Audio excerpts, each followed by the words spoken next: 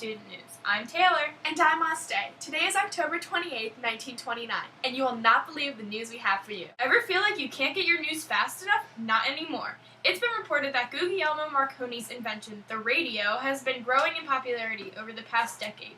Experimenting with electromagnetism dates all the way back to the 1800s. However, it wasn't until recently that the first major broadcast occurred. For most Americans, the radio has become their most important source of news and is breaking down the barriers between the president and the people. This invention has shaped the decade and is now a fixed item in many people's homes. Tune in to Rachel for a closer look. Hi, I'm Rachel Dooley, and I'm here with Guglielmo Marconi. Mr. Marconi, what was your inspiration for the invention of the radio? Well, I would have to say it was trying to explore this new world of electricity and all the various possibilities that electricity presents us with. I think mankind has a long way to go in figuring out all the benefits that electricity can provide. And how many times did you fail in this invention before you succeeded? I would have to say that we spent months in the lab tinkering with various ideas and trying to make the invention work. It was months. It was many, many times. And how do you think this invention will impact society? That is hard to say, other than it should help mankind communicate with one another better. The idea that voices can travel over airwaves and be received at remote locations is a very interesting concept, and it will be interesting to see how this plays out. Well, I'm Rachel Dooley, and now back to the news desk. Wow, all this talk of music really makes me want to dance.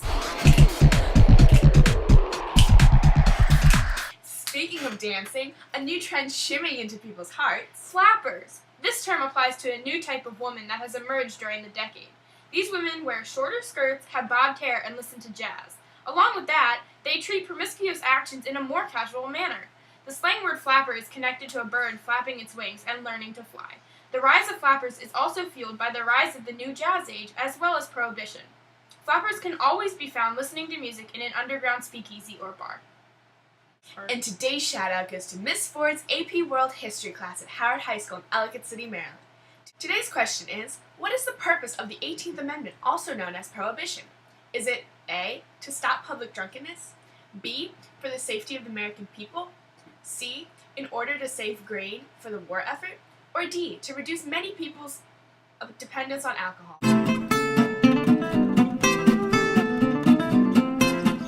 If you guessed C, you're correct. Prohibition, the 18th Amendment, bans intoxicating liquors except for those used for religious reasons. Ratified on January 16, 1919, Prohibition, also known as the Volstead Act, was passed in order to conserve grain for the war effort. The law is overwhelming the public and has led to a sharp increase in organized crime. This act has increased the public demand for illegal alcohol, which is swamping courts and prisons with criminals that were caught producing alcohol. In response to the act, underground bars known as speakeasies were established that had become the hotspot during the 20s. Breaking news! A speakeasy has just been busted in downtown New York City! Speakeasies, also known as a blind pig or a blind tiger, are prominent all throughout the U.S.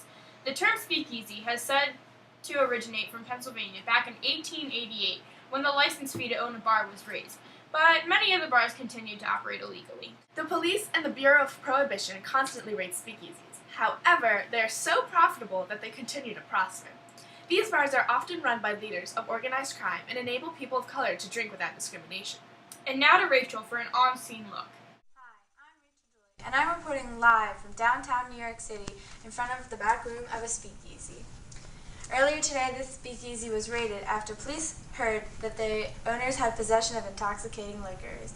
The owners of this bar are also being accused of being associated with larger groups of organized crime. This speakeasy is one of the oldest in downtown New York City and was established less than a year after Prohibition began. On any given day, you could find flappers here listening to jazz music and drinking and having a good time. Now that's all in the past. Live from downtown New York City, I'm Rachel Dooley, and now back to the news desk. Thanks, Rachel. Now check out this awesome clip.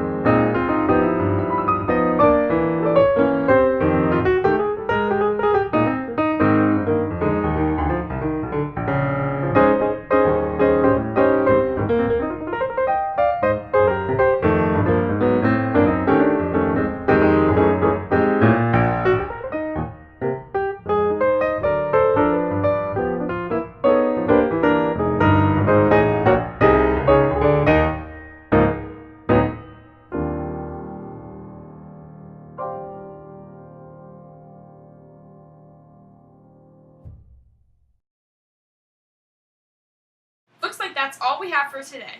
Look forward to more exciting news tomorrow, as our country seems to have a very bright future. I'm Ashley Ramkis. And I'm Taylor Jones for CNN Student News.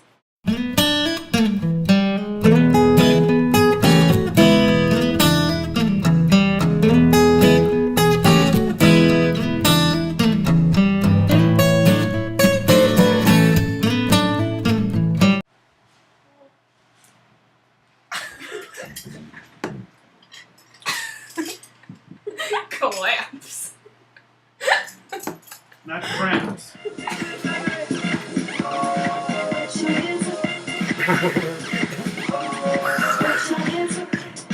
Ever feel like you can't get your news fast enough? Not anymore. Tyler, I'll stay. would you like to take another cut, please? Sure, I'll stay. Sure. Okay, let's go.